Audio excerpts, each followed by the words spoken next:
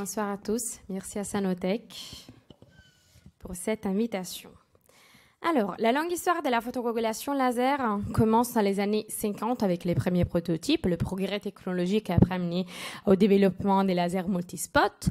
Et en 2010 apparaît le premier Navilas, qui était intégré avec un gros angiographe. C'était pas facile à utiliser. C'était pas si agréable, effectivement, ni pour le médecin, ni pour le patient. Et en 2015 arrive le nouveau prototype. Nouveau prototype qui, par contre, est beaucoup plus simple à utiliser et intégré avec un objectif qui permet le traitement focal sans contact, une illumination infrarouge et une utilisation assez simple.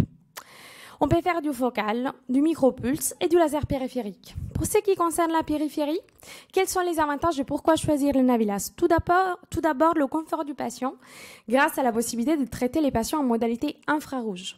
Ensuite, précision et safety grâce au traitement pré-planifié et à l'eye tracking intégré, mais surtout l'absence, quasi-absence de douleur par rapport aux lasers conventionnels.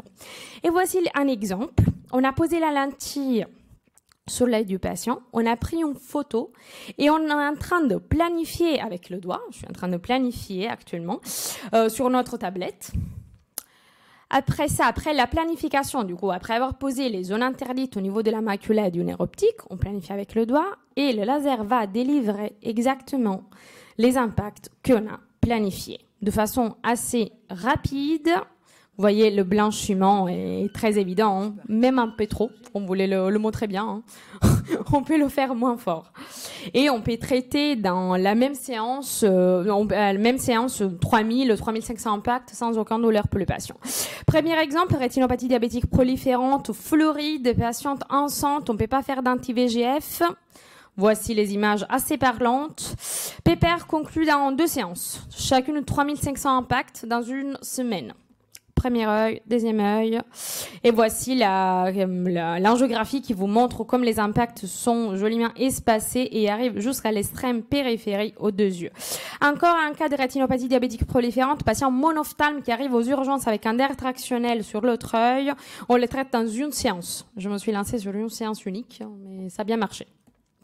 Et encore, du coup, les précédents papiers ont montré effectivement que la PPR avec le Navilas est plus confortable, plus rapide par rapport au laser conventionnel. On a fait une étude à Créteil sur 20 patients. Et dans la même séance, à 1800 impacts, on a traité les 2 yeux du même patient. Un œil avec le Navilas, un œil avec le Paterne. Et on a obtenu 3 fois moins de douleur avec le Navilas, avec un traitement 2 fois plus rapide par rapport au laser conventionnel, avec une PPR qui est avec des impacts bien espacés, bien homogènes, qui arrivent juste à l'extrême périphérie par rapport au Paterne laser. Occlusion de la veine centrale, patient avec une rubéose irienne débutante.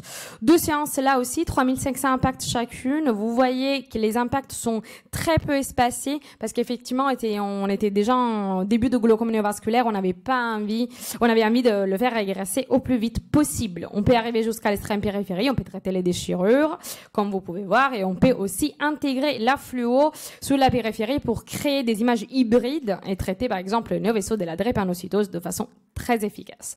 Du coup, spot espacé régulièrement, extrêmement confortable pour le patient et pour le médecin, documentation complète à la fin du traitement et possibilité d'utiliser la fluo pour guider les traitements. Et voilà le laser focal.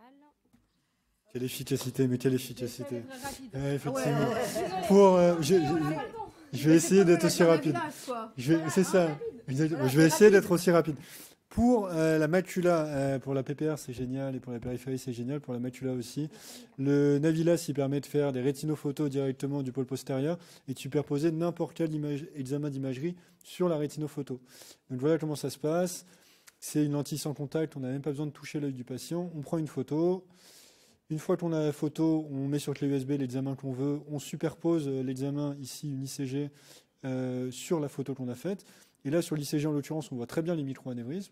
Et on va dire au laser, voilà, je veux que tu tapes là. On peut zoomer, on peut tout faire. Je veux exactement que tu tapes sur cette micro-anévrisme, sur celui-là, sur celui-là. Donc là, on planifie le traitement. Et puis après, une fois que c'est planifié, le patient, il ouvre l'œil, on appuie sur la pédale et ça va délivrer les impacts exactement là où on a programmé.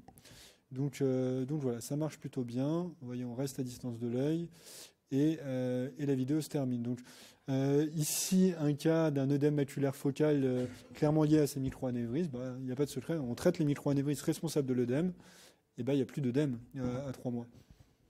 Il y a d'autres cas comme ça, hein, là, un diabétique avec un œdème maculaire focal bilatéral, on voit bien les micro-anévrismes en ICG, hein, c'est important de faire des ICG pour bien les voir. On les voit bien en OCT aussi. Et donc quand on traite, ici les rapports des 2 traitements, on traite, et puis vous voyez 3 mois après, là, à l'œil droit, la composante maculaire a complètement disparu, il a récupéré 20/20 sans injection. À gauche, l'œdème, l'épaississement temporal a bien diminué aussi. Et en OCT, on voit bien que le micro-anévrisme est en train de s'occlure et de s'affaisser. Ça, c'est ce que ça donne en mapping. Donc le mapping, la composante centrale disparaît, et là, la composante temporale diminue. Voilà un autre patient pareil, un diabétique avec surtout un œdème important à gauche. On voit bien les exsudats. Quand vous voyez des exsudats, c'est que l'exsudation vient d'un micro-anévrisme et qu'il faut chercher ce micro-anévrisme et le traiter. En l'occurrence, il y en a plusieurs, donc on les a un peu tous traités. Alors voilà, on a bien blanchi et pareil, l'œdème disparaît. C'est sûrement un œdème qu'on aurait eu du mal à traiter avec des injections d'anti-VEGF. Voilà l'évolution à 3 mois. Et ici, un cas d'OBVR. Alors, dans les OBVR, ça marche très bien aussi, puisque souvent, il y a moins de micro-anévrismes responsables de l'exsudation. Il y en a souvent 1 ou 2. Donc là, on voit très bien l'anévrisme sur l'ICG, beaucoup mieux qu'en angio. Encore une fois, l'importance de faire des ICG. Et on traite l'anévrisme et l'œdème disparaît. Ici, un cas de macro-anévrisme artériel qui exsude avec une grosse couronne d'exsudat qui menace la macula.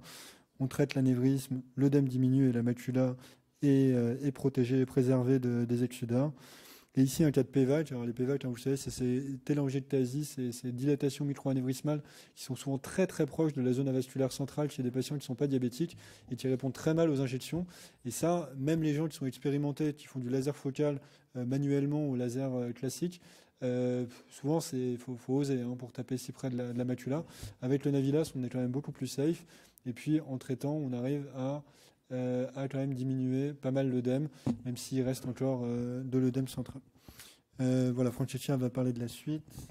Là, on commence avec la dernière série de cas un peu plus particuliers. Voici une patiente avec une démélane vasculaire dépassée.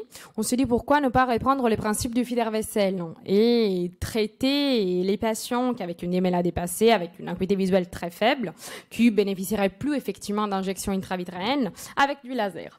Du coup, on a fait de l'OCTA. Tout patient a aussi bénéficié d'une ICG pour identifier de façon précise le Fider-Vaisselle. On a superposé l'OCTA et on a tapé effectivement sur ce qu'on a considéré le tronc nourricier de cette lésion. Et voici l'avant et après. L'image est assez magique à votre droite parce que le nœud vaisseau a disparu. A disparu dans le sens que le flux est tellement faible, probablement n'est plus détectable. Et du coup, on a été assez contents. On a fait une série, actuellement on a 10 patients avec un suivi de 12 mois. Et c'est vrai, oui, on ne peut pas leur faire récupérer l'acuité visuelle, mais au moins, on ne les traite pas tous les mois sans aucune possibilité de récupération. Et voici les résultats à M6. Encore, néovaisseau sur rétinopathie pigmentaire. Vous savez que la rétinopathie pigmentaire peut se compliquer de néovaisseau rétinien, comme dans ce cas, l'ICG montre de façon très évidente le néovaisseau, désolé. Voici le néovaisseau à l'OCT. Et qui était la cause effectivement d'un édème central. La patiente avait déjà été traitée avec du Diamox, de l'Azopt, etc. sans aucune réponse parce qu'effectivement c'était le néovaisseau la cause de son édème. On décide de le traiter. Du coup, on superpose les images à la fluo à la photo prise au Navilas. On planifie les traitements sous le néovaisseau. Voici le blanchiment juste après, très évident. Avant et après un mois. Le néovaisseau a complètement régressé et l'édème central aussi, avec une récupération de l'acuité visuelle. Encore, CRC laser focal sur point de fuite extrafovéal. Tout le monde le fait, vous savez que ça marche très bien. Bien sûr, moi, ça m'est arrivé quand je le faisais sans le Navilas de taper ailleurs. Parce que on regarde bien les images, on est sûr d'où on traite, mais on n'est pas certain quand on traite de façon normale avec les lasers conventionnels. Par contre, avec le Navilas, on peut superposer dans ce cas la fluo, on superpose, on planifie sur le point de fuite, on traite de façon ciblée le point de fuite comme vous pouvez voir sur l'image et on obtient une résolution complète à M3. Encore, le micropulse. Le micropulse, c'est le fameux laser sous-seuil. Ça représente une série d'impulsions microsecondes courtes au lieu de laser à ondes continues. Le principe, c'est une photostimulation à la place de la photocoagulation. Principal intérêt, la CRC. CRC réfractaire au traitement, mais même CRC précoce. Ça, c'est un patient avec un syndrome de Cushing qu'on avait traité avec un peu tout. On avait fait de la PDT, des anti-VEGF. Bon, aucun résultat. Acuité visuelle toujours 20 sur 64. On se dit, on essaye.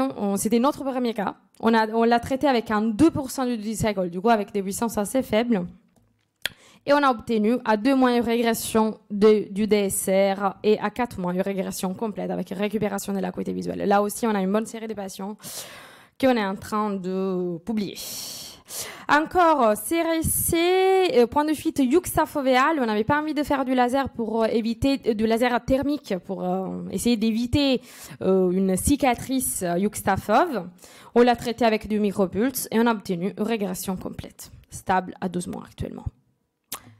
Et je laisse conclure Alexandre. Ouais, et puis un petit mot sur l'objectif non contact du Navilas, donc on a développé dans le service avec Francesca et le professeur Souyed. Le Navilas est super pour la périphérie et notamment permet d'avoir moins de douleur pour les patients, mais il y a toujours le problème pour les patients qui aiment pas, qui supportent pas d'avoir une lentille sur l'œil. Et finalement, en fait, avec cet objectif, il est possible de les traiter sans toucher à l'œil. Alors le champ est un peu plus petit, mais en fait, en faisant regarder le patient sur les côtés, on a tout à fait accès à la périphérie rétinienne jusqu'à l'aura serrata s'ils sont bien dilatés. Donc voilà comment ça se présente. À manipuler, c'est un peu comme faire une angiographie sur Spectralis en objectif grand champ.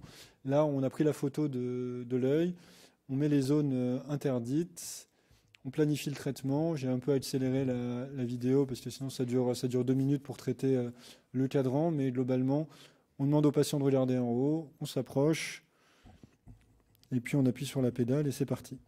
Alors en fait, le traitement est peut-être un tout petit peu plus long avec l'objectif sans contact qu'avec l'objectif contact parce que l'eye tracking du Navilas est très précis et du coup, vu que l'œil n'est pas tenu, il peut bouger un petit peu et dès que l'œil bouge, l'eye tracking bloque la machine pour être sûr de ne pas délivrer des impacts ailleurs.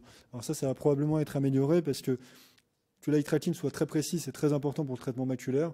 En périphérie, si on tape un tout petit peu à côté, c'est quand même pas la fin du monde et si ça peut encore accélérer le traitement, ça peut être pas plus mal à essayer. Donc voilà, je te laisse conclure. Oui, bon, juste pour vous dire, précision unique, grande variété d'indications et combination d'illumination infrarouge, pré-planification, la possibilité de faire du micropulse et d'utiliser effectivement les objectifs non contact, soit pour la périphérie, soit pour la composante focale, garantit un traitement très efficace et très safe. Et je vous rappelle, on vous rappelle Maculart, bien sûr, nous aussi. Bravo. Hein. Bravo. Très belle présentation.